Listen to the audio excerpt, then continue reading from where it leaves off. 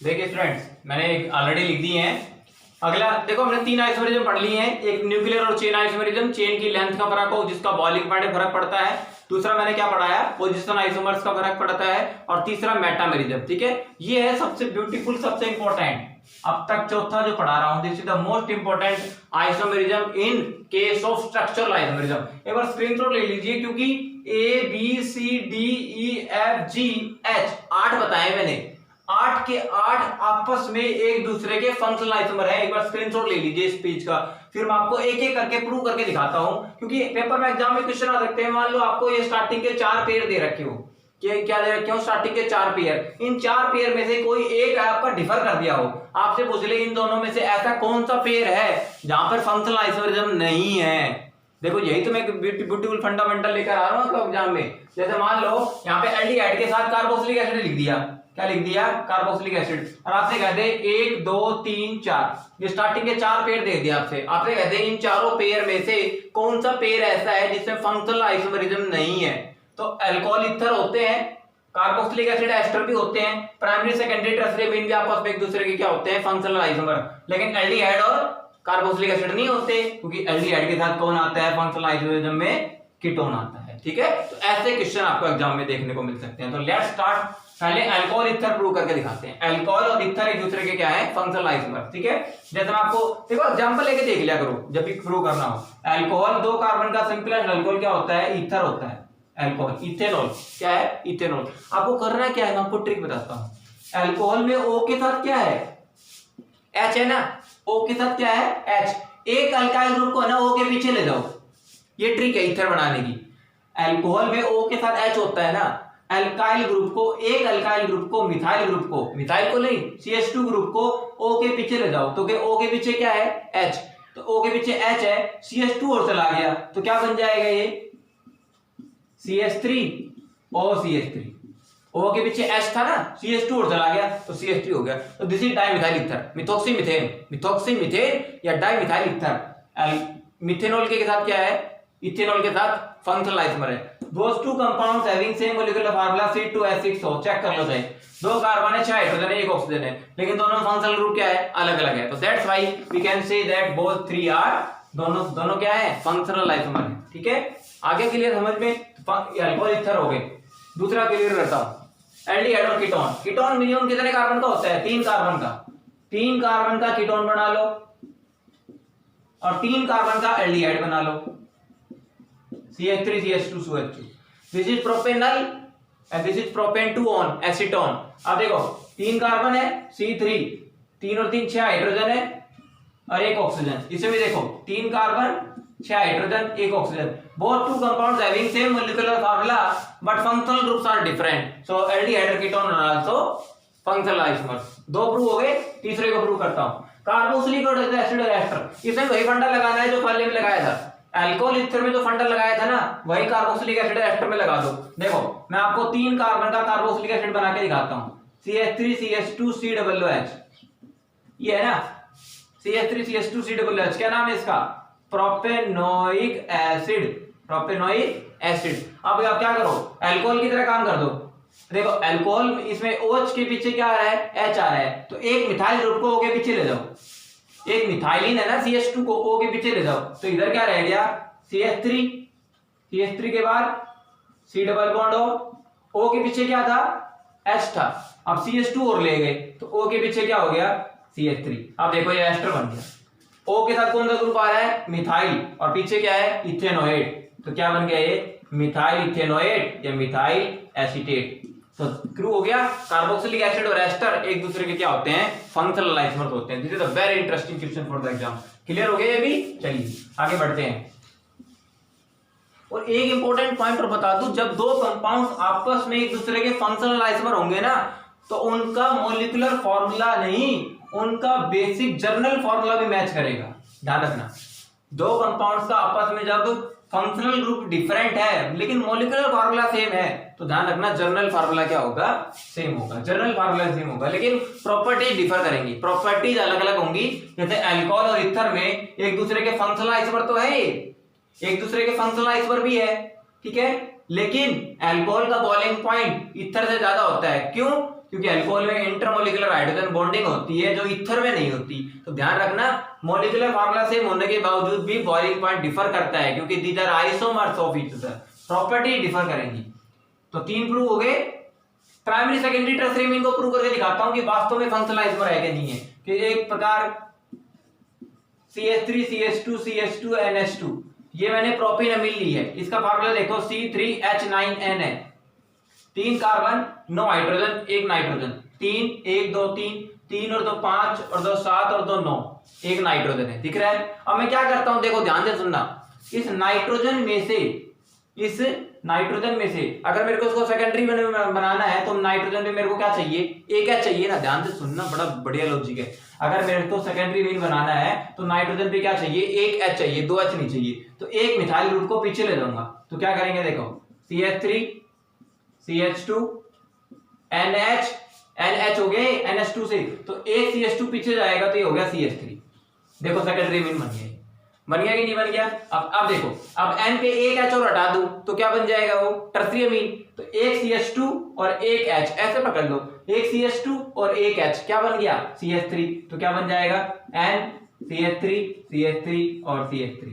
देखो तीनों कंपाउंड का एक ही फार्मूला है C3H9R, लेकिन ये प्राइमरी अमीन है, ये सेकेंडरी अमीन है, ये टर्सरी अमीन है। तो प्रूव हो गया प्राइमरी सेकेंडरी और टर्सरी अमीन एक फंक्शनल आइसोमर्स होते हैं। बहुत ही ब्यूटीफुल क्वेश्चन है भी, लेकिन प्रॉपर्टी डिफर करती है।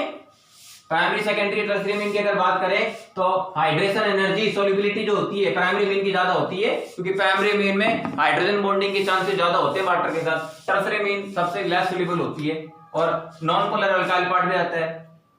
नाइट्रो और नाइट्रीन नाइट्राइट, अरे सिंपल है, एक नाइट्रो है और नाइट्राइट को कैसे लिखते हैं, ONO।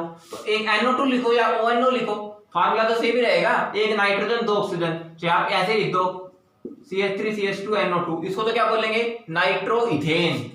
और ऐसे लिख दो तो CH3 CH2 ONO, तो इसको बोलेंगे नाइट्राइटो इथेन। ये नाइट्राइटो है और ये नाइट्रो है, तो ये दोनों आपस में क्या एक दूसरे के फंक्शनल आइसोमर। साइनाइड आइसोसाइनाइड, यहां CN लगा दूं तो ये नाइट्राइल है, NC लगा दूं तो आइसोनाइट्राइल है। तो CN हो चाहे NC हो, फार्मूला तो सेम ही रहेगा, ठीक है।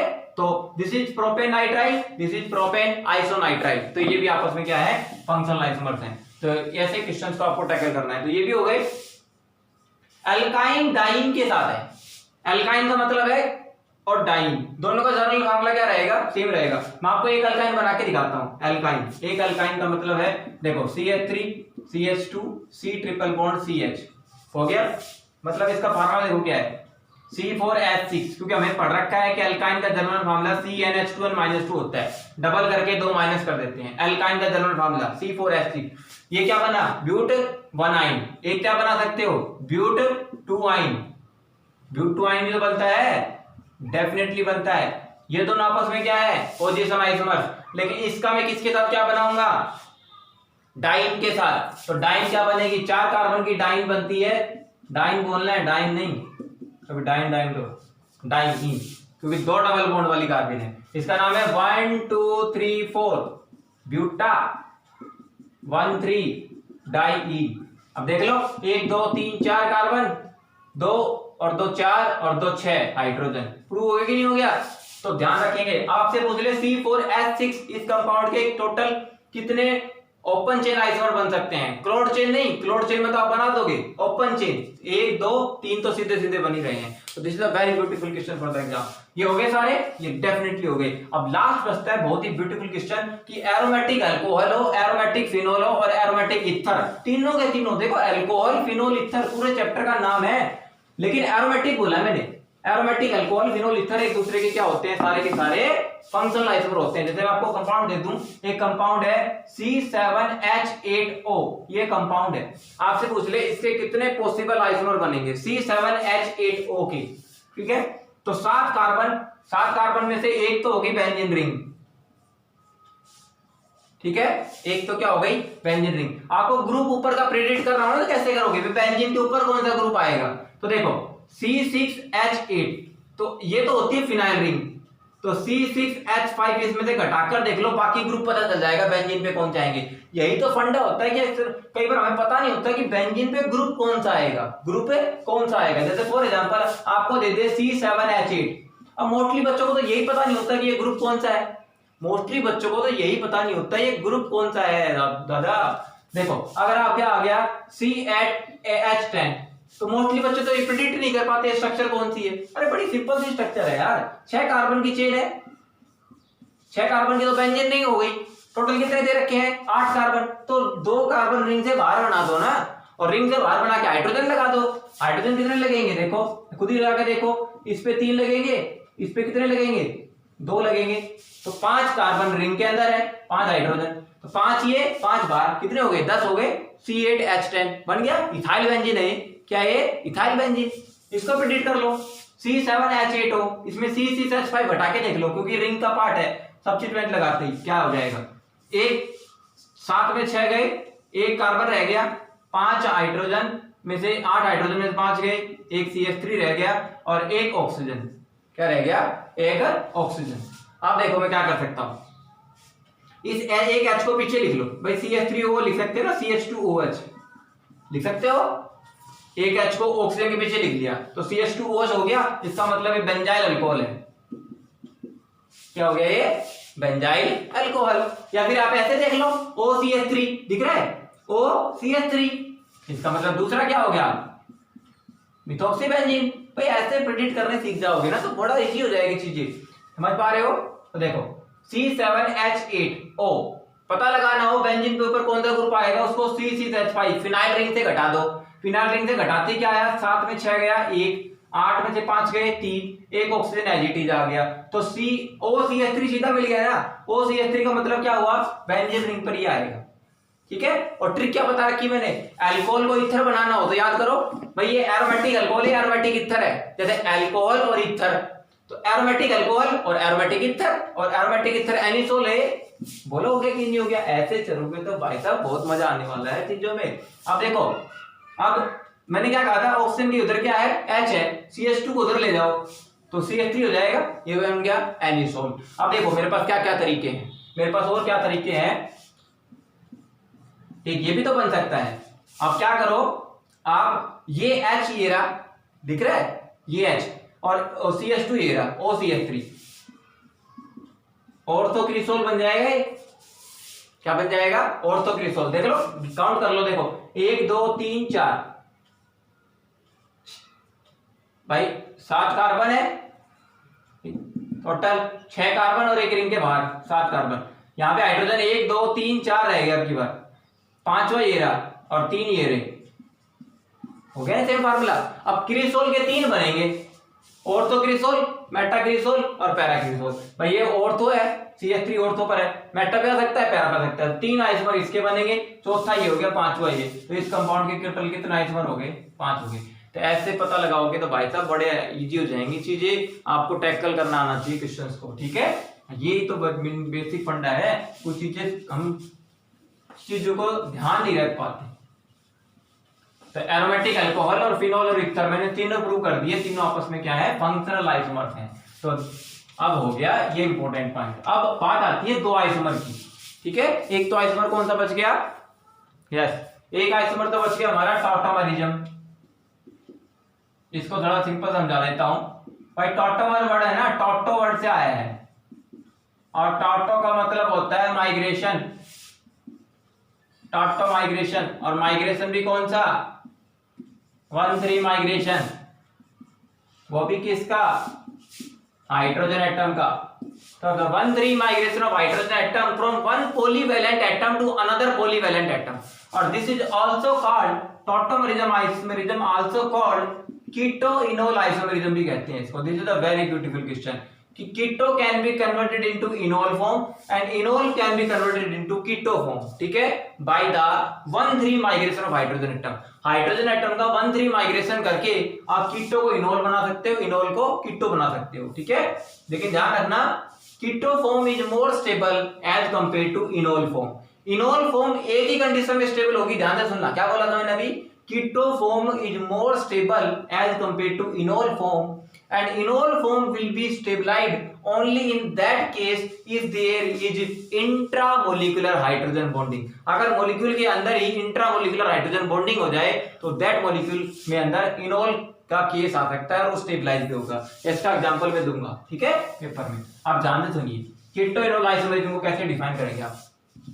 आपको देखता हूं मैं, जैसे CH3COCH3। अब कई बच्चों को कीटो इनोल आइसोमरिज्म करना नहीं आता, उनको करना सिखाता हूं आज, ठीक है। अब देखो इस कंपाउंड में कीटो ग्रुप दिख रहा है आपको, कीटोन। तो ये कौन सा आइसोमर है? कीटो आइसोमर है, ठीक है। कीटो को इनोल बनाना है मेरे को, इंटर कन्वर्जन होता है कीटो इनोल का, इंटर कन्वर्जन। तो इनोल कैसे बनाएंगे? देखो इस कार्बन पे 3 H है, इस कार्बन पे कितने H है? 3। तो मैं क्या कर देता हूं, इस कार्बन को नंबर 1 दे दिया, ये 2, ये नंबरिंग वो वाली नंबरिंग नहीं है ऑर्गेनिक वाली, इस ऑप्शन को 3 नंबर दे दिया, ठीक है। अब जो कार्बन पे हाइड्रोजन लग रहा है ना, मेरे को ये हाइड्रोजन 1 से उठाकर 3 पर ले जाना है। मतलब कार्बन वाला हाइड्रोजन मेरे को ऑक्सीजन पर लगाना है, तो 1,3 माइग्रेशन हो जाएगा। कैसे हटेगा ये? कैसे हटेगा? ये तो लॉजिक है। देखो क्या करना है, यहां पर 1 और 2 के बीच में बॉन्ड बनाना है और 2 और 3 के बॉन्ड के बीच को ऊपर ले जाना है, ठीक है। ऐसे कैसे हुआ ये बॉन्ड इधर गया तो 1 H पॉजिटिव हट गया, क्या हट गया? H positive. और ये बॉन्ड ऊपर जाएगा तो O पे क्या आएगा? नेगेटिव। अब देखो O पे नेगेटिव आते ही यहां से H पॉजिटिव उठकर यहां लग गया, समझ में आ गया भाई। ये बॉन्ड यहां गया तो H पॉजिटिव निकल जाएगा, तो ये बॉन्ड ऊपर जाएगा तो O पे नेगेटिव आएगा, और O पे नेगेटिव आते ही ये H पॉजिटिव यहां लग गया। तो देखो क्या बनेगा, CH3 C, O नेगेटिव के ऊपर क्या लग गया? H, सिंगल बॉन्ड हो गया। यहां डबल बॉन्ड आ गया 1 और 2 के बीच में, और इस कार्बन पे कितने H रह गए? 2। अब देखो इस कार्बन से OH भी कनेक्ट है और डबल बॉन्ड भी कनेक्ट है। डबल बॉन्ड का मतलब इन, OH का मतलब ओल, तो इन प्लस ओल को मिला के इनोल कहते हैं। तो कीटो से इनोल बन गया, कीटो से क्या बन गया? इनोल। तो that's why this is a very important. इसमें इनोल नेग्लिजिबल अमाउंट में बनता है क्योंकि इनोल फॉर्म ज्यादा स्टेबल नहीं होती। मैंने कहा था इनोल कब स्टेबल होगी? जब कंपाउंड के अंदर इंट्रामोलिकुलर हाइड्रोजन बॉन्डिंग होगी। जैसे मैं आपको एग्जांपल देता हूं, बहुत ही ब्यूटीफुल, एसिटाइल एसीटोन, एक बहुत ही ब्यूटीफुल एग्जांपल है मेरे पास। एसिटाइल एसीटोन ये होता है CH3, इसको ऐसे लिखते हैं CH3 CH2 C double bond O CH2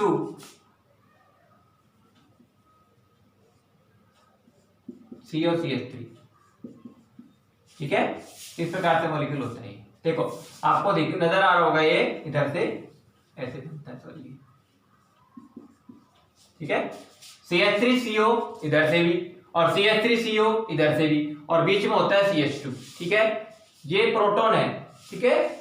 अब इसको कैसे माइग्रेट करूंगा? देखो मैं, ये H यहां पर है, इसको मैं ऐसे लिख देता हूं 1 2 3, समझ में आ गया? ये कीटो फॉर्म है, 1,3 डाइकार्बोनिल कंपाउंड में होता है 1 2 3। भाई कार्बोनिल ग्रुप 1 पर है और 3 पर है, तो 1,3 डाइकार्बोनिल कंपाउंड के अंदर कीटो इनोल आइसोमरिज्म होता है जिसमें इनोल फॉर्म ज्यादा स्टेबल होती है। एसिटाइल एसीटोन नाम है इस कंपाउंड का, ध्यान रखना इस कंपाउंड का नाम एसिटाइल एसीटोन, ठीक है। इसमें यह भी कीटो फॉर्म है। कौन सी फॉर्म है? कीटो। इनोल फॉर्म ज्यादा स्टेबल होती है, बना के दिखाता हूं। देखो ये हाइड्रोजन यहां जाएगा 1 और 2 के बीच में, 2 और 3 वाला बॉन्ड ऊपर चला जाएगा, ठीक है। तो यहां पर डबल बॉन्ड बन गया, एक बार बना के दिखाता हूं मैं। CH3 C double bond O CH double bond CH C आएगा, ऊपर क्या चला गया? OH और इधर CH3, ये बनेगा इसका इनोल फॉर्म। अब देखो इस कार्बन पे OH भी आ गया और डबल बॉन्ड भी आ गया, ये कौन सी फॉर्म हो गई? इनोल। अब इनोल फॉर्म है ना एसिटाइल एसीटोन की 76% बनती है और कीटो फॉर्म केवल 25%। इसका मतलब है एसिटाइल एसीटोन के अंदर enol form is more stabilize, ज्यादा बनती है अमाउंट में। क्यों? क्योंकि इसमें इंट्रामोलिकुलर हाइड्रोजन बॉन्डिंग होती है। इनोल फॉर्म में आते ही ये कंपाउंड O है ना, हाइड्रोजन H इधर कर दो, ये ऑक्सीजन के साथ, इस ऑक्सीजन के साथ हाइड्रोजन बॉन्डिंग में जाता है, इस ऑक्सीजन के साथ क्या जाता है? हाइड्रोजन बॉन्डिंग में जाता है। तो this enol form is stabilized by the intramolecular H bonding, that's why enol form is more in amount in case of acetyl acetone. ठीक है, तो आपको ये पॉइंट ध्यान रखना है। और लास्ट डिस्कस करते हैं that is about the ring chain isomerism. क्या बोलते हैं उसको? Ring chain isomerism. ठीक है, isomerism number 6, ring chain isomerism. देखो नाम से पता चल रहा है रिंग भी आएगी चेन भी आएगी, मतलब to compounds having same molecular formula but differ with each other in having ring और चेन। लिख देता हूं, differ with each other in having ring और चेन।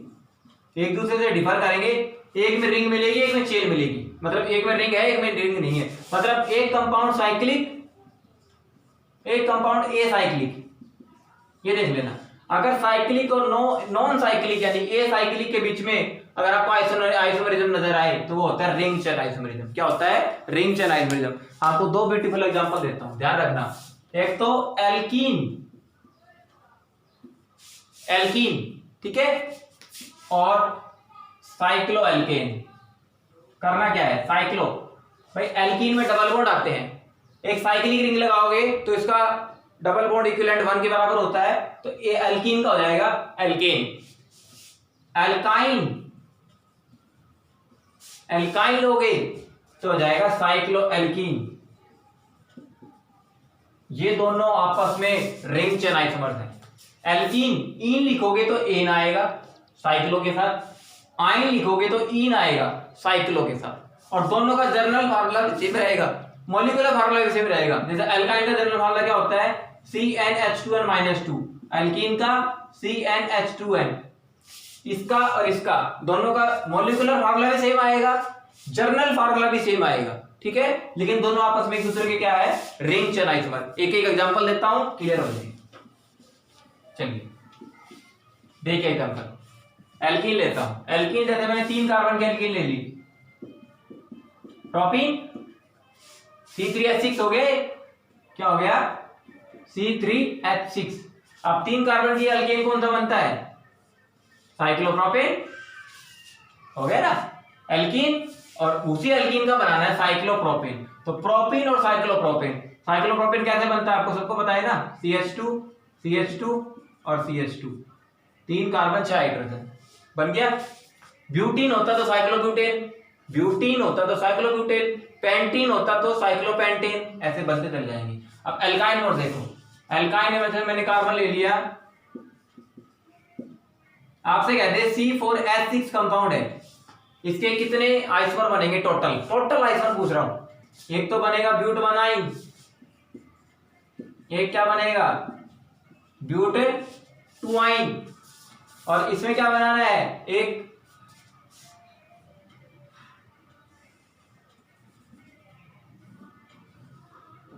साइक्लोब्यूटीन बनेगा। भाई एल्काइन से साइक्लो एल्कीन बनता है, तो ब्यूट 1, ब्यूट 2, एक तो ये, एक ये, थर्ड ये। अब देखो 4 कार्बन की रिंग है और एक डबल बॉन्ड है। अगर मैं 4 कार्बन की रिंग को 3 कार्बन की रिंग कर दूं और डबल बॉन्ड भी लगा दूं तो एक कार्बन रिंग चेन से बाहर आ जाएगा ना भैया। जैसे ओपन चेन में क्या करते हो? 4 कार्बन की चेन है, अगर मैं इसको 3 कार्बन की चेन करूंगा तो एक ब्रांचिंग में जाता है। इसमें यही क्या मैंने 4 कार्बन की चेन है, कितने की है? 4 कार्बन की। तो 4 कार्बन में से मैंने 3 कार्बन की रिंग कर दी, डबल बॉन्ड तो रहेगा, और एक मिथाइल बाहर ले लिया। लेकिन अब ये देखो मिथाइल 1 2 मिथाइल है। अब एक पॉसिबिलिटी ये भी है, अगर मैं मिथाइल डबल बॉन्डेड कार्बन पे लगा दूं, मिथाइल कहां पे लगा दूं? डबल बॉन्डेड कार्बन पे, तो डेफिनेटली यहां पर भी पॉसिबिलिटी है। ऊपर ले देता हूं किसी को नजर ना आ रहा हो तो, ये भी पॉसिबिलिटी देखो,